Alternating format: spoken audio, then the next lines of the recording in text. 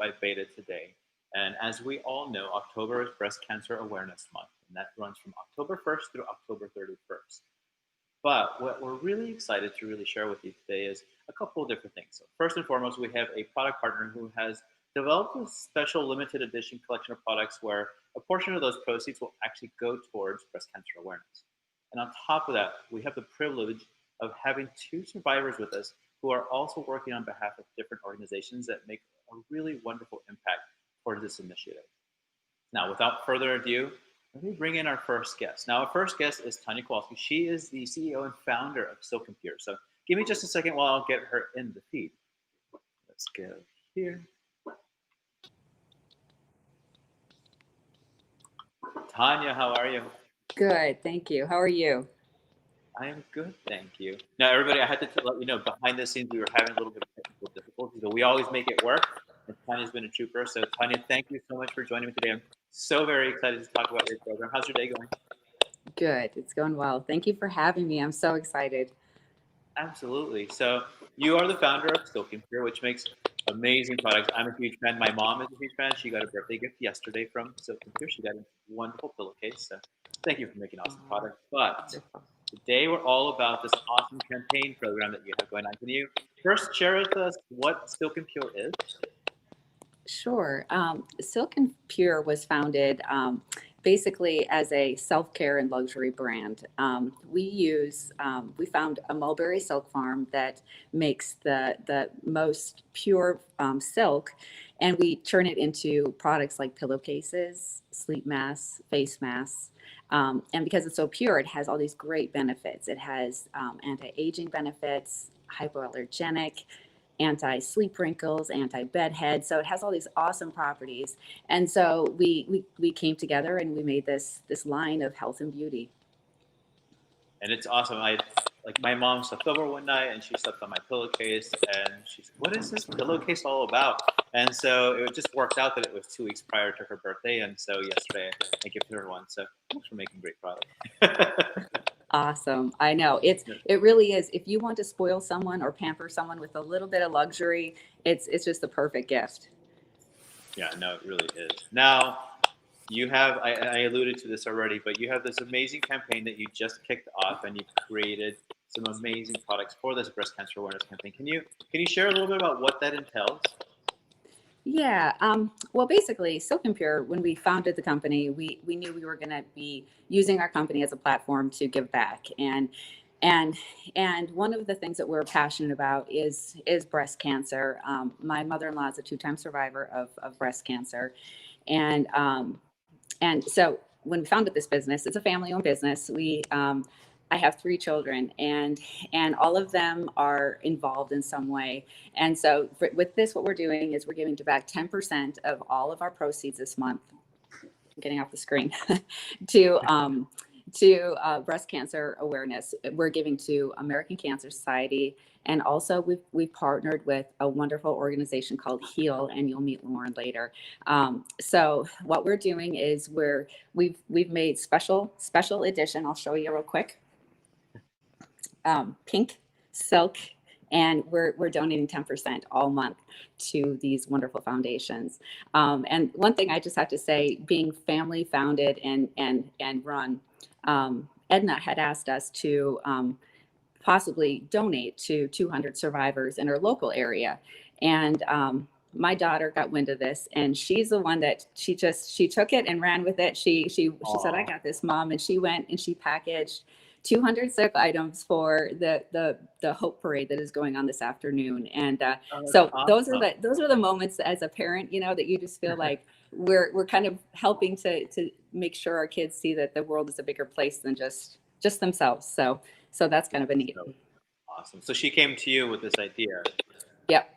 Yep. Oh, Well, no, Edna came to me with the idea, and but my yeah, daughter, my daughter said she's got this. So she just went and she did it all. So that's kind of neat. that's so awesome. She's like, I "I don't know got this." how to center myself better. There we go. That's okay. That's okay. Now, I mean, you mentioned, the history of the family, but were there other inspirations as to what drew you to wanting to do this program? Really, it was just through throughout this last year, I've been in contact with people that have been affected in one way or the other, and it's funny how the world kind of brings us together. I didn't know Edna before, and I didn't know Lauren before, but through these programs that we've just been running on Instagram and stuff, we've found each other, and so that's basically kind of how it all got directed. Is just that you just discover these beautiful people that have so much to share, and so that's kind of where it all began.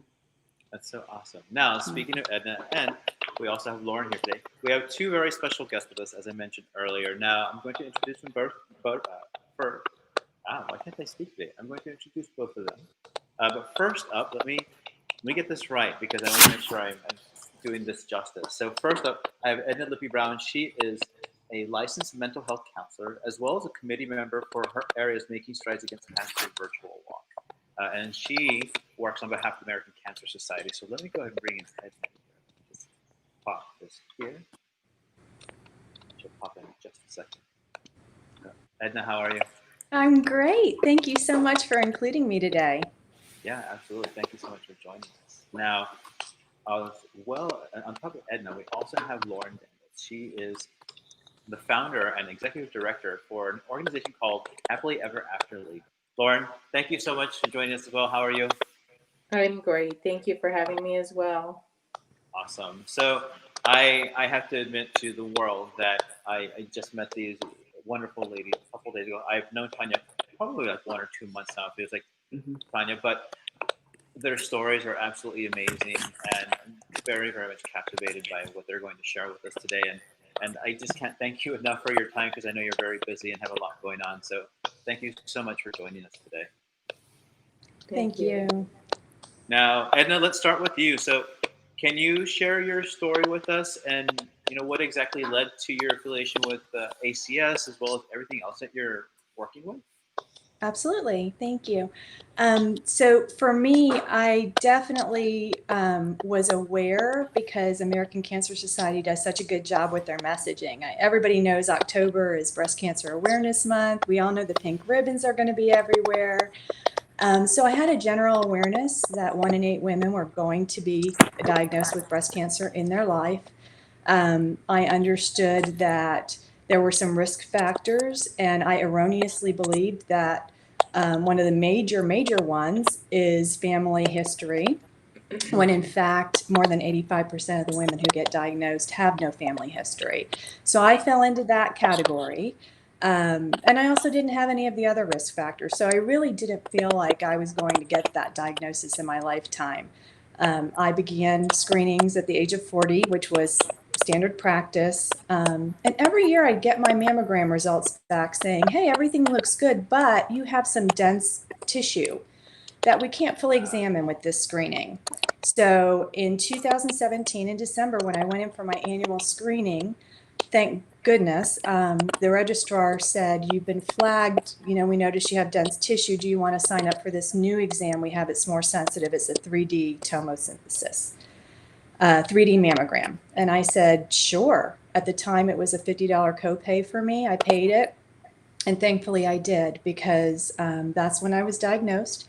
By the time I was diagnosed, even though my type of cancer was very unaggressive, I was already at stage 2. It had already spread into my lymph nodes. So I had some decisions to make very quickly. I made those with my family and treatment team. Luckily, the American Cancer Society has a lot of resources for women who are newly diagnosed. So I had great guidance in getting a second opinion, and figuring out what the risks were to each of the treatments that I was considering. I went through a bilateral mastectomy, and then I went through 5 months of chemo, 6 weeks of radiation.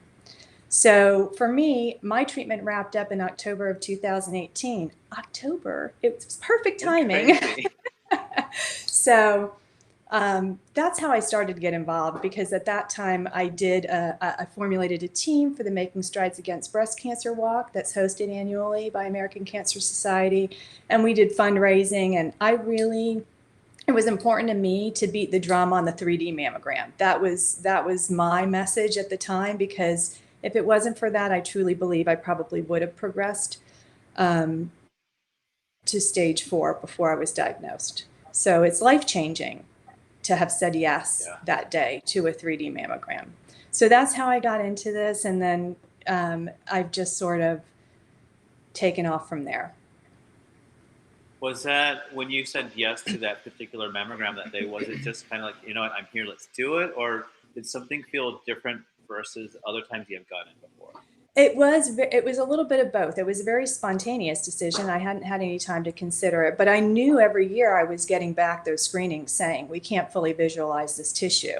Things could be going on in there that we don't know about. So it seemed to me like there was it's a very nominally different test than a regular 2D mammogram. It's just a little more radiation. It wasn't a huge risk. So I absolutely said yes to that.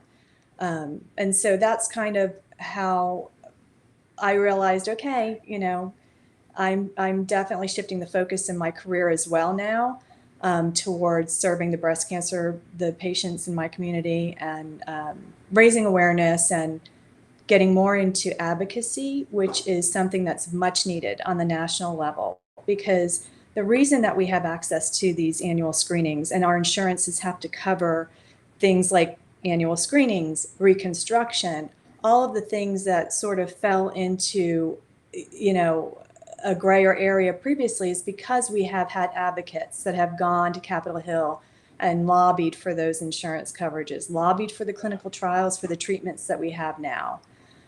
So a lot of that is what I'm moving into at this point. And people can help from home, sitting at your computer. There are resources you can get online and check out. The American Cancer Society's website is one. They have a take action page where you can, you know, get lists to email your senators, your representatives, asking for coverage. Right now, there's the Metastatic Breast Cancer Access to Care Act that's being considered for passing. And that would really help folks that are metastatic already to access certain services under their disability entitlement sooner. They wouldn't have to wait for Medicare coverage, things like that. So those are the really important things that are happening sort of behind the scenes for people who have to struggle through these challenges to access care, better care, treatment, as well as hopefully one day a cure. That's the goal. Yeah, and it's interesting that you say all that because there's so much that does go on behind the scenes, and oftentimes, despite there having been millions of cases, people often feel encapsulated as if it's just them. So having that support from all angles, from a political angle in terms of passing legislation to getting to support from another human being and everything in between it's so important for all of those stages to really make sure that they meld together to have somebody feel that support and love that they definitely need at a very young. Exactly. I agree. And it doesn't have to be like when you're in the middle of treatment, you really are in your little cocoon, or at least I was in my little cocoon, just trying to get through all that I had to manage in order to get through treatment. And that's okay. And then again, as a therapist, I would be remiss in not mentioning that there's a recovery period that needs to happen. And a lot of times, I mean, even myself, a year, 2 years later, I'll say, oh my gosh, that actually happened to me. I actually am a breast cancer survivor. So those are things that are primary. But for family members or survivors who have come to terms with their diagnosis and their outlook and they want to do more, advocacy is a wonderful way to make a huge difference for those that will come behind us in this fight. So another resource is, I'm sorry, I'm looking for my notes, but the National Breast Cancer Coalition has an action center on their website as well. It's a toolbox. You can get in there and you can get, you know, can pick and choose what things you want to be a part of in order to spread awareness, education, and advocacy. So these are all really important things. And in days of COVID and pandemic, where maybe we can't fly up to Washington and be in rooms lobbying for things like clinical trials, we can still be making a difference from our homes. So that's a positive thing to focus on right now. We can do good things, even though we're in the middle of this time. Absolutely. Now, we also have Lauren Daniels. Oh, I mentioned that she is the founder and executive director for Happily Ever After League. Now, Lauren, your journey that led to the founding of the Happily Ever After League. Can you share what was that ultimately got you to where you're at now? Sure. So I was also diagnosed with breast cancer. Um, I did have family history, and I was diagnosed in 2004 when I was 35 years old. So I had my three children ranged in age from 1 to 11 at the time, and I started my diagnostic testing have it had to start earlier than most would because of our family history.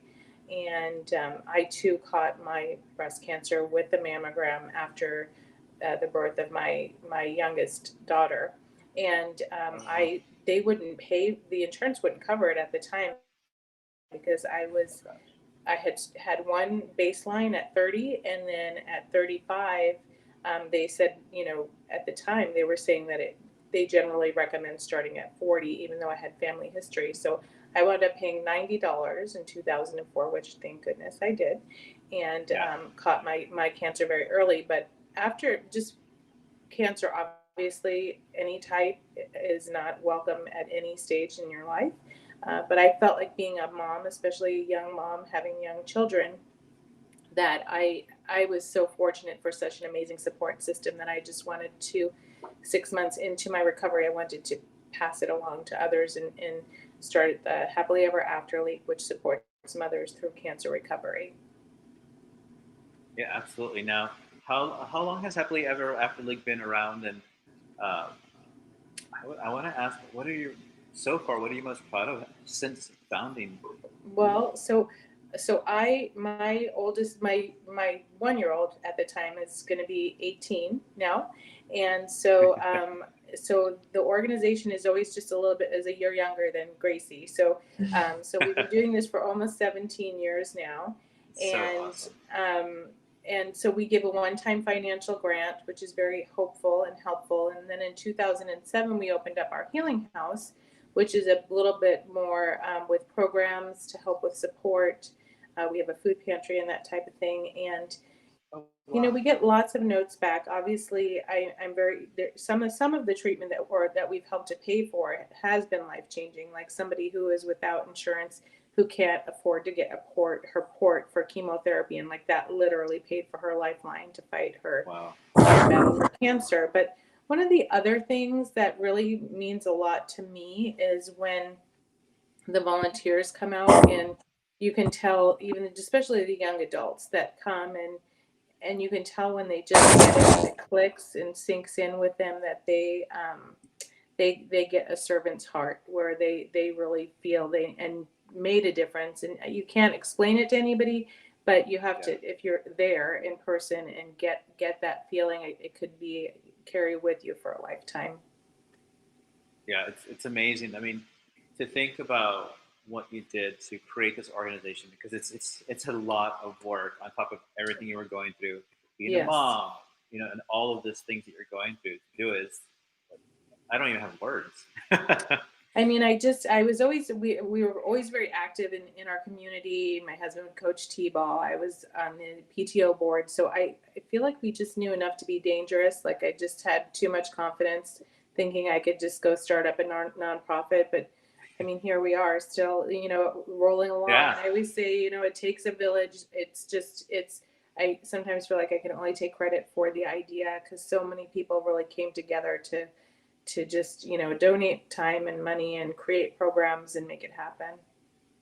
yeah, and ultimately, you don't know till you try, right? So you go out there, Right. you find support that you probably even got support that you weren't expecting, or it came from somewhere where you're like, "Whoa, this is Yeah, amazing," it and was kind of here you fun are. watching it. Yeah, watching it come together. It had like somewhat of a snowball effect, and every day I'd be like, gosh, I wonder how and what's going to come, today will come today. And it just I made a promise, if I'm here and I'm healthy and we have funds to distribute, and then I will continue this work. So far all of that still rings true, and so we're still doing our thing.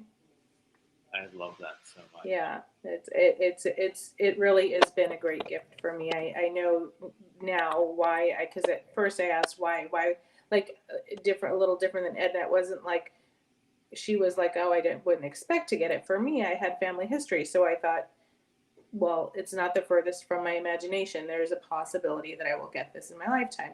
But I certainly wasn't expecting it at the young age that I was. So that was what really caught me off guard,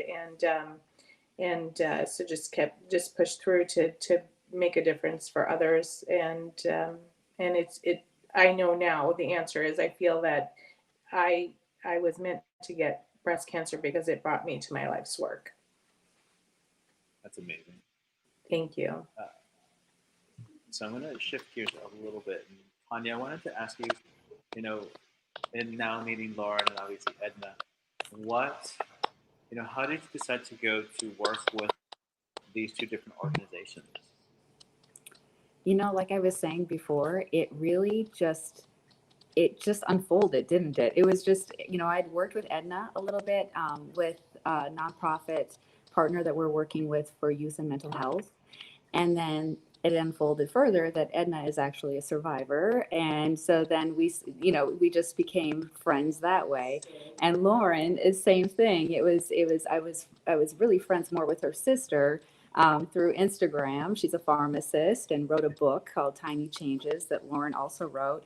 And so it's just by, I don't know if you can say it's by chance or what, but I just kind of followed my gut on it, that these are two women that really are out there making a difference, and they have a lot to say and a lot to share, and just that I can use my platform to help raise awareness. It just brings me a lot of joy. So Absolutely. Now, we kind of talked about this a little bit, but Lauren, I want to ask you specifically. You knew obviously family history. You got breast cancer at a very young age. So, for those out there who have a family history of breast cancer, at what age should they really start checking? And should they check more often than those who may not have history? Or, what is your thought on that? For me and our family, what we've been told is that when you do have family history, that one marker, whatever the age is of the youngest diagnosed person in that family. So for me, it was 35.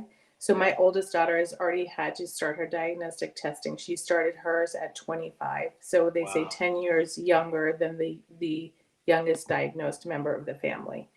So that was the recommendation from the medical professionals that I was working with, and she just goes annually, and because she was so young, they were doing ultrasounds instead of starting with mammograms, just to get some baseline for her and history for her. And so I think my mother has had breast cancer 2 times, and I have one sister, and she just feels.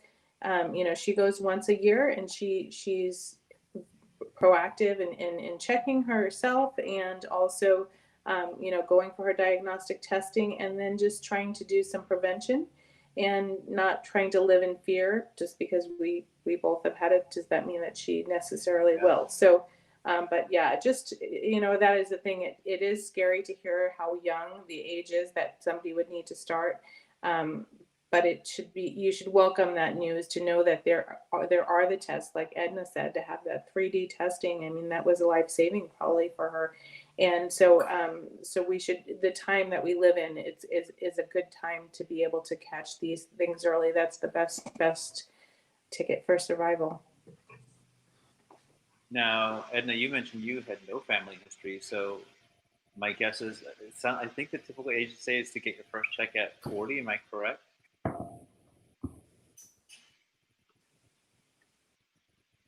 Edna, can you hear me? I cannot hear any of you guys. I'm so sorry.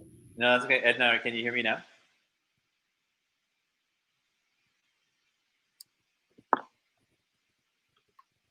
And that's okay, because I'm going to take the AirPods out and see if that'll actually help with my microphone. What I love about these live streams and this technology is anything can happen. That's okay. We fly through it. So, Edna, can you hear me now? No, I'm going to say probably not. That's okay.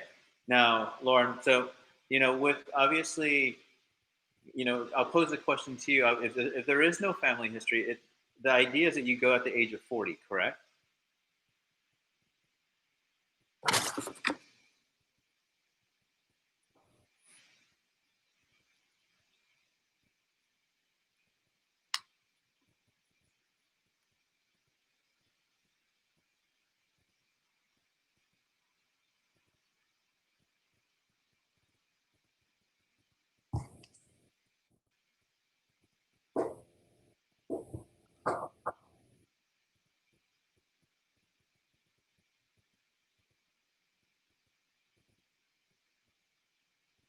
Right. Let's see. Edna, can we hear you now? Maybe? I'll try one other thing here. Tanya, can you hear me? I can hear you. Okay. Interesting. That's okay. Seems like you can't hear any of the audio now. All right. Let's see if this is going to work. Let me try this. Edna? Hi, sorry about that. There we go. All right, I can hear you. So perfect. And then Lauren, let me just have you quick say something just because I think I lost your audio. Yeah, I lost your audio as well. And then Tanya, can you say something? Can you hear me? I can hear you. Okay. You can? So Lauren, I'm not sure if you're able to try from your phone. It seems like Edna switched to her phone to make it I go. switched to If my not- phone. Yeah, that's Okay. working. If not, let me try to hide and then come back. Hang on 2 seconds. All right, let me just switch here. And then let me just get Lauren back in, see if this works. Lauren, did this work? All right, so you can hear me, but I can't hear you, right? I think that's what's happening. Shoot. Okay. All right. No worries. That's okay. So let's see. Yeah, my audio just went. I can't hear. Oh, so okay, that was Ed. Okay. Not a worry.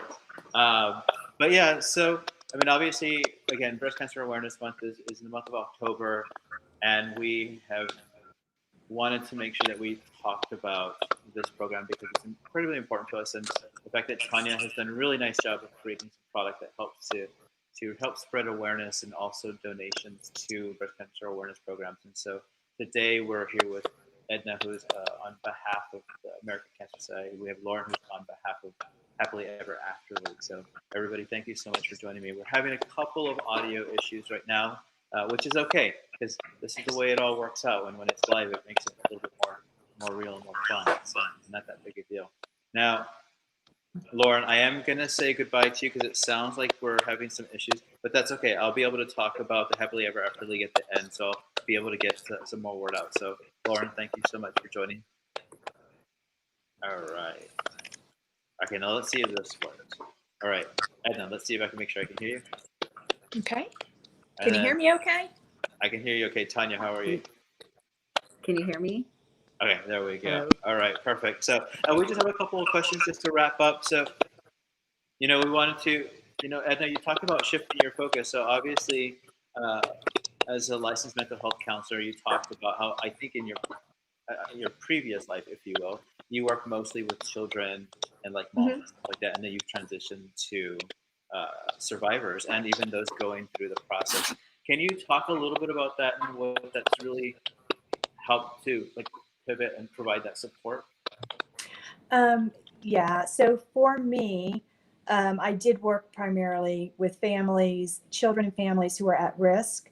And a lot of those issues were around grief and loss and trauma. So they lend themselves to working with the cancer community as well, because it is full of grief and loss and trauma, this process. But it's also full of meaningfulness if we choose to frame it that way. And so when I was diagnosed, I immediately started thinking about, well, I was freaking out, first of all, let's be honest, that's what we all would do. Yeah.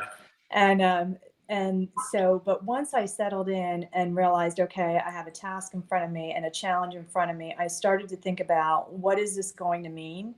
How can I grow from this? How can I strengthen myself? And then how can I apply or define the meaningfulness of this in my life? And so it has to have meaning for me. It can't just be an isolated thing that doesn't change you. It's integrally going to change you and who you are. So for me, it was just an extension of that. I actually came back from treatment and leave from work with the intention of going right back into doing what I had been doing for almost 30 years. Um, and I've just evolved away from that because because of my activity and activism in the cancer community, but also because that's where my heart was led, and where I'd been led. And so for me, it's about now giving back.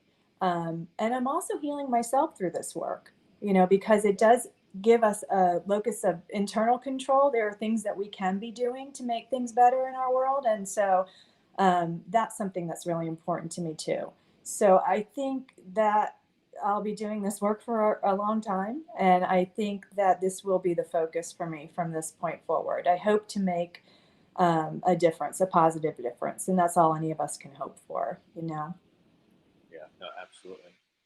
Now, my last question that I want to end with, Edna, is obviously it's important to also do self-examinations at home. Is Yes. there anything in particular that a woman should be looking for when they are doing a self-examination before they contact their doctor? Well, I will tell you this. Um, almost all of the women that I know that were diagnosed in their 20s and 30s, unless they had a family history like Lauren and were receiving, although unfortunately her insurance didn't cover it, annual mammograms and screenings, found their breast cancer through self exam or touch. So I think those are very important, especially for younger women who aren't able to access screenings such as a mammogram every year. I think that, and there are very good guidelines. They need to talk to their gynecologist about how to perform a self exam. That's part of their annual evaluation if they're going for their annual PAPs anyway, but they should be doing that monthly, Okay. usually several days after their period. They can do that kind of an exam, and there's really good visuals on that on the American Cancer Society website or any website that they could look up for breast self exam. Now, with all that said, I'm gonna bring Lauren in just to see one more time, see if we can get this to work. And then Because we're Lauren will not try one more quitters. time. Lauren, is it not working? Okay, that's okay. But Oh, that is a wrap. So first and foremost, I want to send a huge thank you to Edna and Lauren for, like I said, taking the time to hang out with me today and really discuss a really important uh, topic. It's women's health, more specifically breast cancer awareness, and raising awareness for it. Because although to a point we made earlier, pink ribbons are everywhere, and it seems like football leagues and basketball, like everything just turns into pink. But more specifically, it's not just about the awareness, but it's also about taking your own health into your own hands and truly going to your physician and getting the checkups as you need to, and really understanding that not only can you help in that capacity, but not only through donations, but it's also just building awareness for the community at large, because it is an incredibly important uh, piece to women's health. So, Edna, Lauren, hey, thank you so very much for sharing your story with us. You all are amazing women, and I can't thank you enough for spending time with me today. And Tanya, I can't thank you enough for this program that you have is fantastic, and I'm so glad that b8ta is a part of it, and that we get to help in that capacity where we can sell these products, so that way proceeds can go towards these amazing organizations. So thank you, ladies, again one more time, and I look forward to hearing from you in the future as well. thank you so much. Absolutely. All right, so let me get some details here. So what I want to talk about is, first and foremost, is some of the products that we have at b8ta.com are going to include Silk and Pure's Silk Scrunchie. That's going to be $10. We're also going to have a silk face mask, and you can follow the links, and they'll take you directly to our website. And then they also have a silk face mask, so it's very, very relevant right now. We also have the silk sleep mask, which is really nice, and I can't express enough. These masks and products are absolutely luxurious. They feel fantastic on the skin and on the hair, and I can't let you know how wonderful they are. The pillowcase is amazing, and I want to reiterate: 10% of these sales go towards these amazing organizations. And I do want to also point out that we are running a promotion through the end of the month. So through the end of October, they are actually 20% off, and then 10% of that does go to these different breast cancer awareness programs as well. So thank you so much to Tanya and Silk and Pure for doing that, because it's an amazing program. But I also want to talk about the American Cancer Society. So if you want to learn more about different programs, go to cancer.org, where you'll be able to have a ton of different resources that can help you, friends, or family out if there are any questions, comments, or concerns. And then also, if you just wanted to donate directly to them, this is a great organization to work with. So please check that link out and learn more.